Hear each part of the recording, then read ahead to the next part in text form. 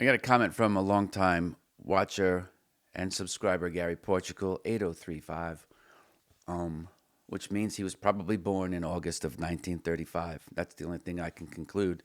Thank you for being here, old timer.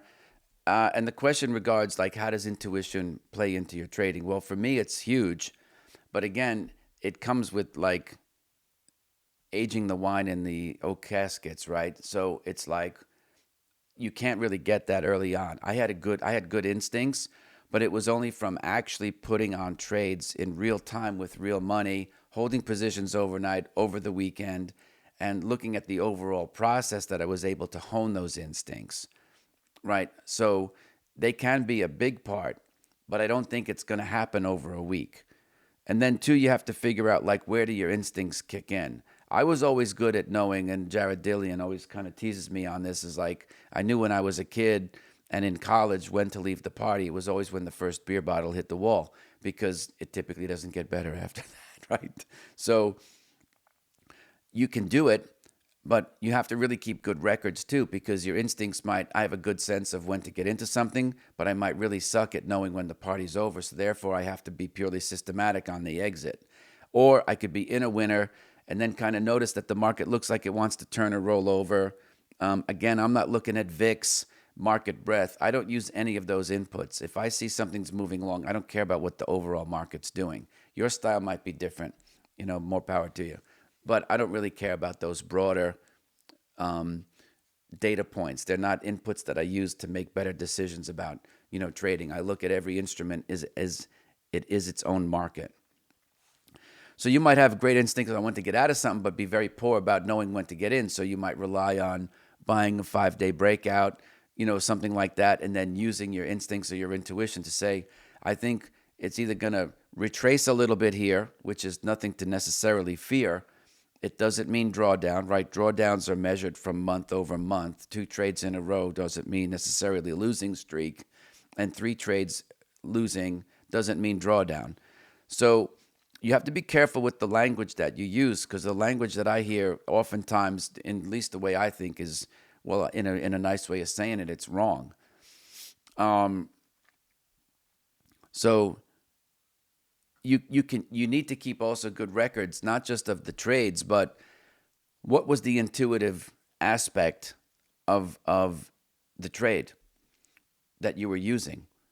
Is it entry, exit? Is it position sizing? Typically I would be very systematic on position sizing because that's where you make and lose your money to me more than exits and entries. So I don't really care about sniper like entries or super accurate, you know, using indicators for hyper accuracy. I think that's overrated. I think you can be like Jimmy Page. Have great solos, be entirely sloppy in execution. Right. So you can do that in your trading too. If your position sizing is right, you don't have to be so crazy anal about your entries or your exits.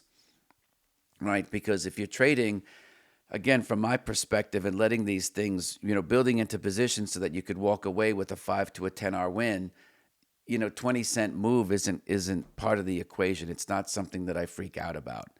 It's much more for me. It's small potatoes, right? So I feel like, can you systematize that? Well, yes, because you are the system.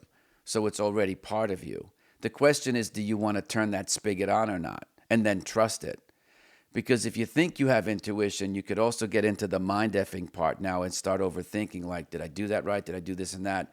And again, intentions equal results. Maybe the whole goal is to just continue to beat the living crap out of yourself. So you have to think of it from a micro and a macro standpoint. Like, what is it that you want out of the situation? For me, the goal should be that you're growing your account multifold, not 15%. You can buy and hold for that. Hire a financial advisor or buy the zero fee S&P fund and then go do something that you're going to be really good at.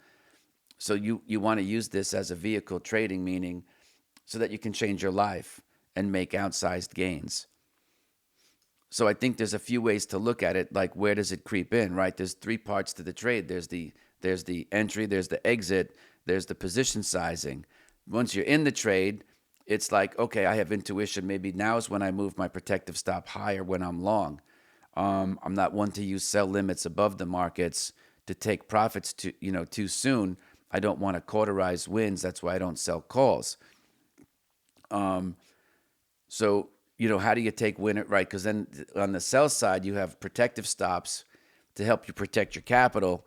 But then once you have unrealized gains, I don't really look at that as my money until I lock it in. So then what's your intuition and your scope on handling those trades when you're in them, right? Again, it's so easy to overthink stuff, especially when you want to go to something that's going to make you feel safe.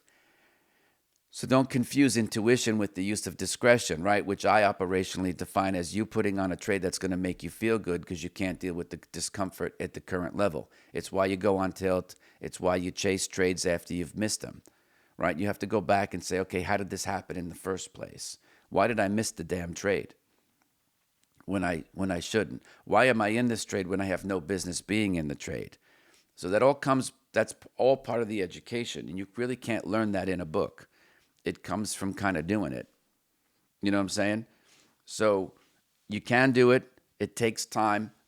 The marketers want to tell you that, you can learn it overnight. You really can't. And you should really start to think about, where does it kick in for you? Where do your instincts work or not? And document it in great detail. I had a hunch that XYZ was happening when I was in the trade. Again, you're watching in 1 minute bars. My gut is you're going to see what you want to see so that you can feel good. Just to reiterate, based on a million years of evolution, we have a fight or flight mechanism. Trading puts us in harm's way. We're inviting risk into our world. It's a very unnatural thing when most people are heading the other way. So you don't want to start looking at the chart in 1 minute bars and to start to think that you can intuit stuff when your ultimate goal is to just try to feel good because you can't take the burden of the abundance and the upside that you could have in the trade. You start to think this has to be a top. Then you can talk yourself into it. So you want to be super mindful of not only what you're thinking, but what you're feeling. What are the emotions that are running through your body? And realize that those feelings could be driving, they could be pilot and navigator.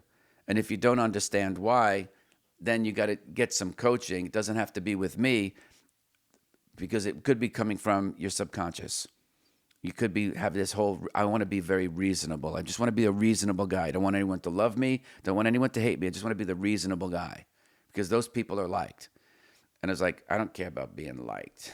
You know what I'm saying? So great question. If you like this, check out these this weekend.